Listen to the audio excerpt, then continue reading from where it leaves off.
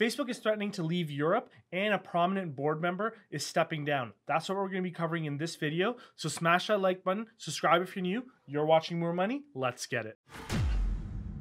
What's up, guys? So this is some very interesting news. Facebook actually has threatened to shut down or at least reduce some of their services in Europe. You can see here from this article that Facebook did mention that regulators in Europe are currently drawing up new legislation that will dictate how European Union citizens' user data gets transferred across the Atlantic into the US. And Facebook has already come out and said that if a new transatlantic data transfer framework is not adopted, they will unlikely be able to offer a number of their most significant products and services, including Facebook and Instagram in Europe. And that would materially and adversely affect their business operations, financial conditions, and results of operations. And I'll go into how material that is, but high level, it looks like it impacts around 25% or so of their users and 25% or so of their revenues. And Facebook went on to say that they don't have any desire or any plans to withdraw from Europe. But they're saying that the simple reality is that Meta and many other businesses and organizations and services rely on data transfers between the EU and the US in order to operate globally. And that might be the case, but I think Facebook is really posturing here, because if something like this really did go through, why wouldn't Facebook just build data centers in Europe? I understand that that could be expensive. I get it. I'm sure that they probably don't want to do it, but I think it'd be cheaper to just build data centers in Europe than it would be to stop operating there altogether. Now, where did this come from? And you can see here that in July of 2020, the European Court of Justice ruled that the data transfer standard between the European Union and the US doesn't adequately protect European citizens' privacy. And this is the European Union's highest legal authority. They restricted how US firms could send European user data into the US.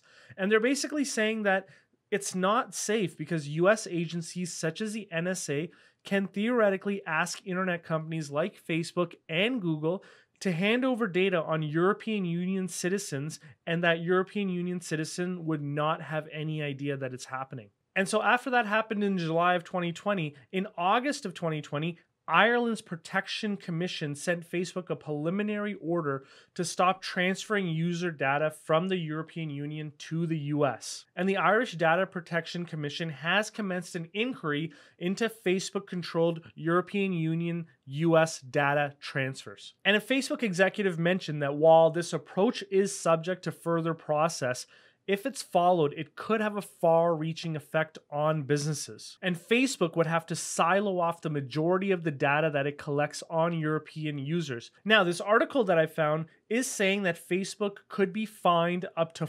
4% of its annual revenue, or $2.8 billion, if it failed to comply. And to put that into perspective, you can see here that Facebook is expected to make $31 billion in Europe in 2022 based on my forecast of 7% revenue growth, and the revenue growth might actually be higher than that. So the fine is really low relative to how much revenue they're bringing in. So it would make a lot of sense in terms of materiality for Facebook to even just pay the fine and continue operating. So I don't think Facebook leaves Europe, but I think ultimately the solution is going to be a middle ground where Facebook is going to have to silo off the data initially or build out data centers in Europe. I'm not actually a techie person, so I don't actually know what the solution is, but if there's a way to silo off the data so it doesn't leave European Union shores without building a data center, that might be the solution there. So I don't know, but all I can tell you is that it's very unlikely, just from a financial person's perspective,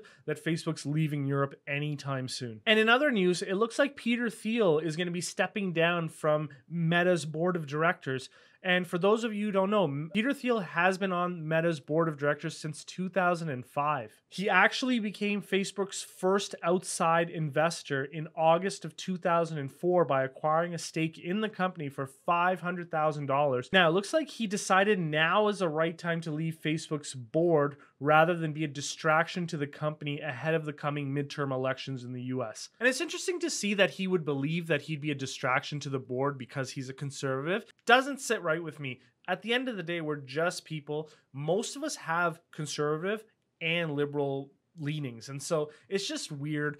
I'm not a fan of the rift that's developing. I think at the end of the day, if you have a material conversation with people on the other side of the aisle, you find out that we're pretty much the same people. So I really hope as time goes on, this rift sort of reverses a little bit and we can all just be cordial and interact with each other, because I don't think politics should be a divider. But that being said, it looks like they're leaving on really good terms. Mark Zuckerberg stated that Peter has been a valuable member of the board and he's deeply grateful for everything that Peter has done for the company, from believing in Facebook when very few people would, to teaching Mark Zuckerberg many lessons about business, economics, and the world.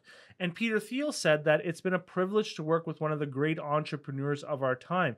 He said of Mark Zuckerberg. And he also went on to say that Mark Zuckerberg's talents will serve Meta as he leads the company into a new era. So it looks like he's exiting on good terms. They're both good friends of one another. And I believe that that's how we should all be with people on the other side of the aisle, I think. And for those of you who aren't aware, Peter Thiel was one of the original founders of PayPal and one of the most visible members of the PayPal mafia, which also includes Elon Musk. And he's going to continue to serve on the boards of Palantir Technologies, and he's recently invested in alt tech video platform Rumble. Now, as a person who's from Toronto, you guys may not realize Rumble is actually created in Toronto. They've recently moved to Florida, but this is a Canadian company initially, at least. Now, I asked you guys what you guys thought, and here's some of the good responses that I got. Cesar said that he's going to be going deeper into right-wing politics. Then he'll either get a job running the State Department as Secretary of State or running the Fed.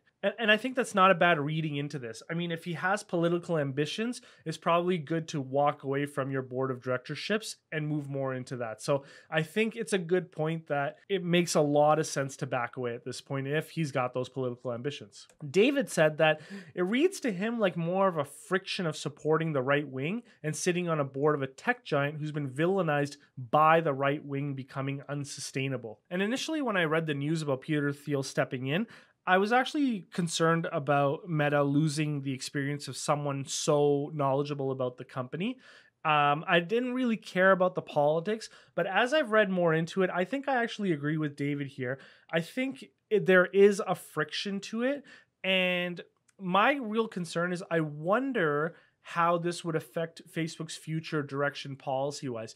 I always think that it's a really good idea to have people of different backgrounds and different thoughts almost, or different beliefs coming together for a social media company, because you want to consider all perspectives. And, you know, if you have a board that's just made up of one perspective, you might not necessarily make the right decisions that would impact everyone positively. So I do have a little bit of a concern there, but we'll see how this plays out. And if you guys haven't seen it yet, I've done a really good analysis on how I'm valuing Facebook. I think it's approaching a really good buying point. And so if you haven't seen that video, you can click into that right here.